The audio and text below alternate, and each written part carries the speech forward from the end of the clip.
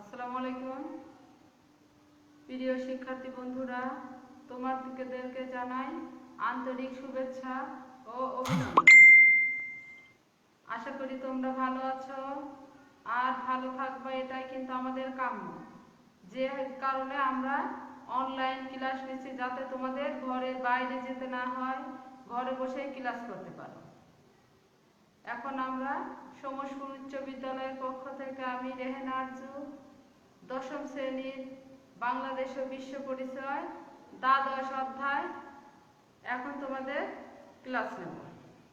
অর্থনৈতিক নির্দেশক সমূহ ও বাংলাদেশের অর্থনীতির প্রকৃতি এর প্রথম দিকে আমি পড়িয়েছিলাম, এখন পড়াবো বাংলাদেশের অর্থনৈতিক উন্নয়নে প্রতিবন্ধক উত্তরণের পদক্ষেপ।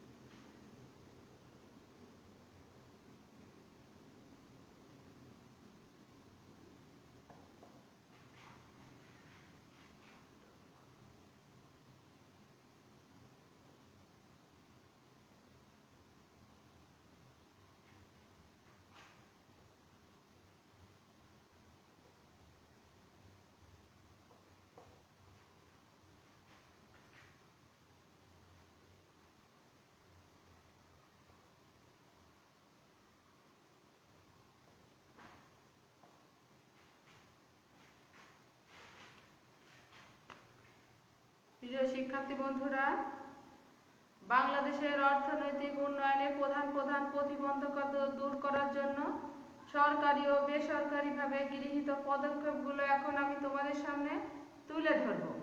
প্রথমে আসে উন্নয়নের জন্য নীতিগত ভিত্তি প্রস্তুত করা। প্রথমটা হচ্ছে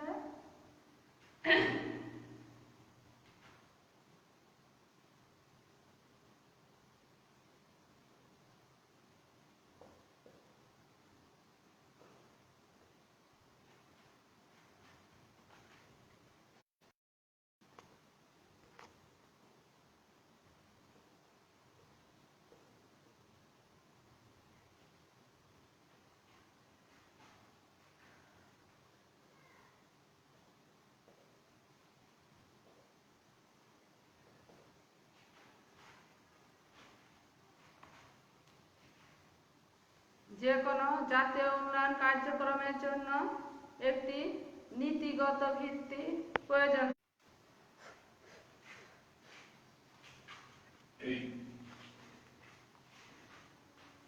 সরকার অর্থনীতির বিভিন্ন খাতের জন্য জাতীয় নীতিমালা প্রণয়ন বা সংশোধন করে একটি উন্নয়ন কাঠামো প্রস্তুতের প্রকল্প গ্রহণ করেছে।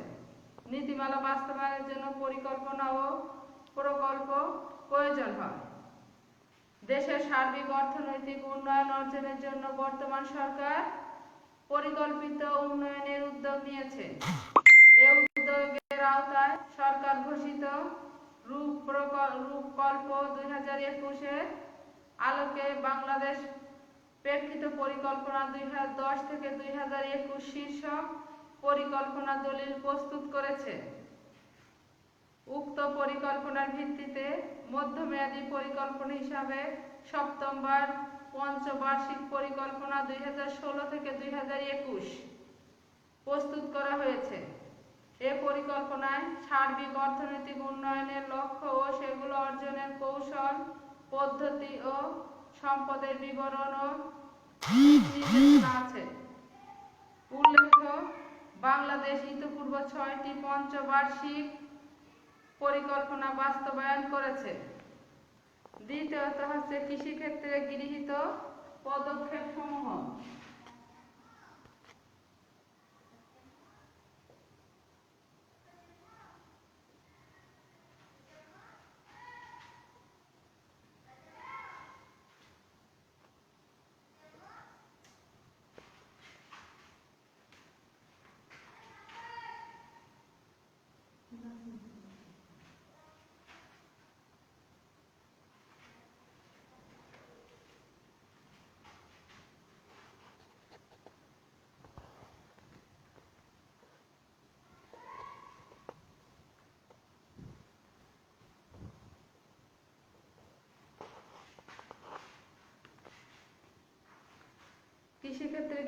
গৃহীত পদক্ষেপ সমূহ কৃষিক্ষেত্রে উন্নয়নের বড় কৃষি জমির পরিমাণ হ্রাস পাওয়া, কৃষি ঋণের অপর্যাপ্ততা, কৃষি উপকরণ যেমন বীজ, সার, কীটনাশক অপর্যাপ্ততা, অবকাঠামোগত দুর্বলতা যেমন সেচ সুবিধা ও বিদ্যুতের অভাব, উৎপাদিত পণ্য বিপণন সুবিধার অভাব এবং প্রাকৃতিক দুর্যোগ। সরকার বিবিধ নীতিমালা প্রণয়ন ও বাস্তবায়নের মাধ্যমে এসব বাধার মোকাবেলা করেছে। এসব নীতির মধ্যে রয়েছে জাতীয় কৃষি সম্প্রসারণ নীতি, জাতীয় বীজ নীতি, সমন্বিত সার বিবরণ নীতিমালা এবং সমন্বিত বালাই ব্যবস্থাপনা। এছাড়া জাতীয় কৃষি নীতি 1999 অনুসারে কৃষি উন্নয়নের কাজ চলছে। এসব নীতির আওতায় গৃহীত পদক্ষেপ সমূহ এখন বর্ণনা করছি। সেটা হচ্ছে দেশের বিভিন্ন অঞ্চলে জলাবদ্ধতা দূরীকরণ ও হাওর এলাকায় পরিকল্পিত পানি নিষ্কাশনের মাধ্যমে কৃষি জমির আওতা সম্প্রসারণ,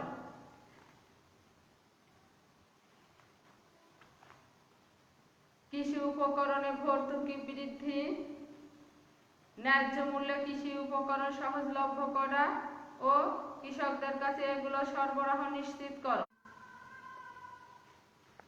দেশের বিভিন্ন অঞ্চলে ভূপরস্থি পানি ব্যবহার করে সেচ সুবিধা সম্প্রসারণ ও কৃষকদের কাছে সেচ যন্ত্রপাতির সহজলভ্যতা বৃদ্ধি, উন্নত মানের উচ্চ ফলনশীল বীজ উৎপাদন ও সরবরাহ ইত্যাদি খাতে অধিকতর বিনিয়োগ, ফসল সংরক্ষণের পর্যাপ্ত ব্যবস্থা করা, কৃষিজাত পণ্যের মান নিয়ন্ত্রণ করা এবং সকল কৃষিজাত পণ্যের ন্যায্য মূল্য ও প্রাপ্তি নিশ্চিত করা, জৈব সার ব্যবহারের উপর বেশি গুরুত্ব আরোপ করে সারা দেশে 97 লক্ষ পরিবারের বসত ভিটার চারিদিকে জৈব সার, সবুজ সার ও জীবাণু সার উৎপাদনের মাধ্যমে কৃষি উৎপাদন বৃদ্ধির উদ্দেশ্যে কার্যক্রম গ্রহণ, সার ব্যবহার সুষমকরণ ও উৎপাদন বৃদ্ধির জন্য সারের আমদানি খরচের উপর ভর্তুকি প্রদান অব্যাহত রাখা, ব্যাংক ও অর্থ সংলগ্নকারী প্রতিষ্ঠানসমূহের মাধ্যমে কৃষি ও পল্লী ঋণ বিতরণ কার্যক্রম চলমান রাখা, সম্প্রতি বেসরকারি ও বিদেশি ব্যাংক সহ বাংলাদেশে কর্মরত সকল তফসিলি ব্যাংকে কৃষি ঋণ কার্যক্রম অন্তর্ভুক্ত করার জন্য ঋণ নীতিমালা ও কর্মসূচি প্রণয়ন। শিল্পক্ষেত্রে গৃহীত পদক্ষেপ সমূহ।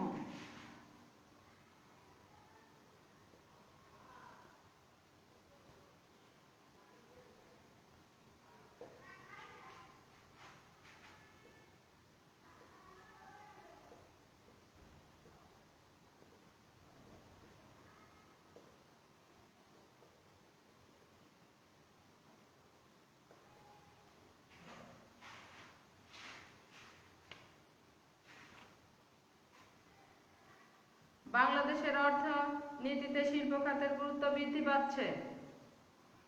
মোট দেশজ উৎপাদনে শিল্প খাতের অবদান ক্রমশ বাড়ছে। দেশের সার্বিক অর্থনৈতিক উন্নয়ন অর্জনের জন্য শিল্প খাতের প্রসার, ভারী ও মৌলিক শিল্প স্থাপন এবং খাতের সার্বিক উন্নয়ন জরুরি।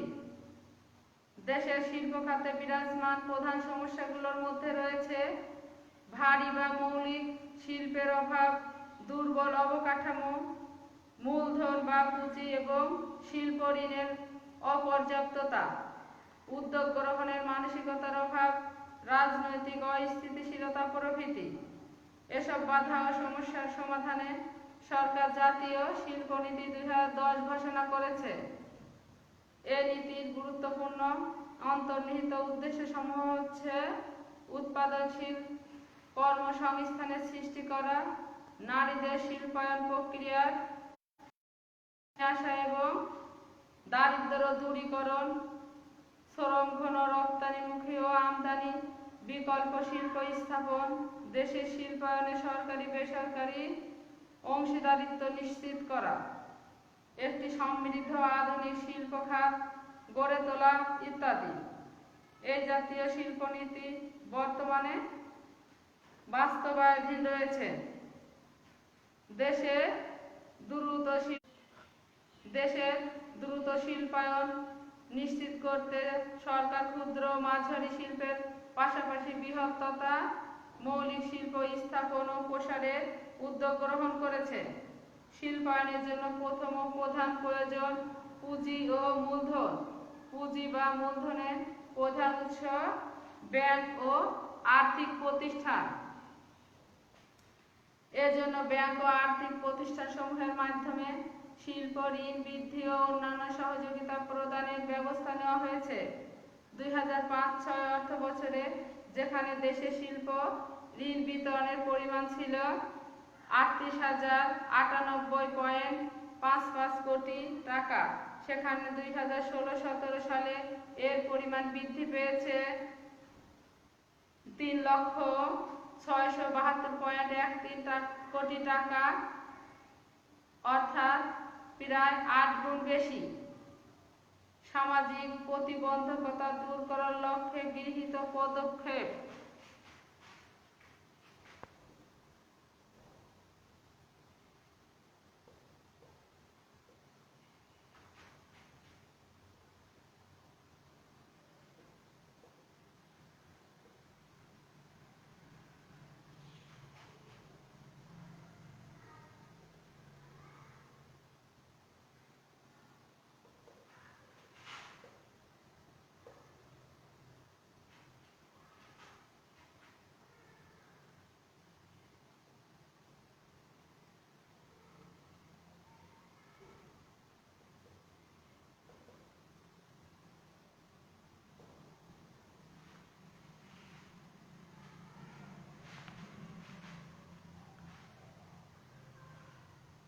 দেশের অর্থনৈতিক উন্নয়নে আর্থ-সামাজিক অবকাঠামোর দুর্বলতা খুব বড় বাধা বা চ্যালেঞ্জ।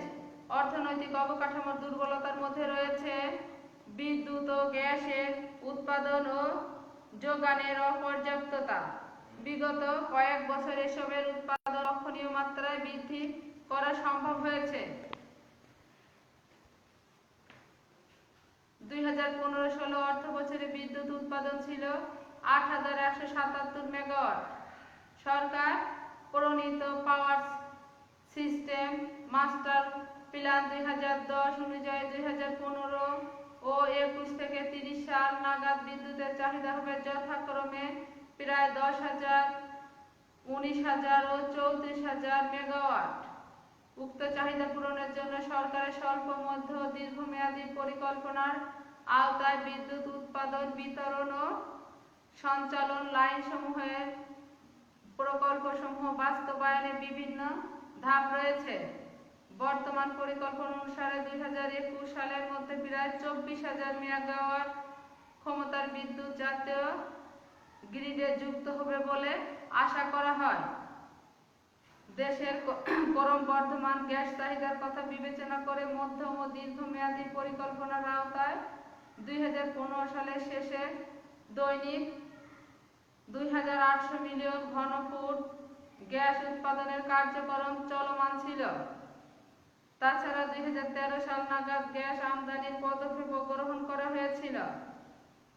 স্থল, রেল ও নৌপথ উন্নয়ন ও সম্প্রসারণের লক্ষ্যে সরকারের সংস্কার কার্যক্রম ও বিভিন্ন মেয়াদী প্রকল্প বাস্তবায়নের কাজ চলছে।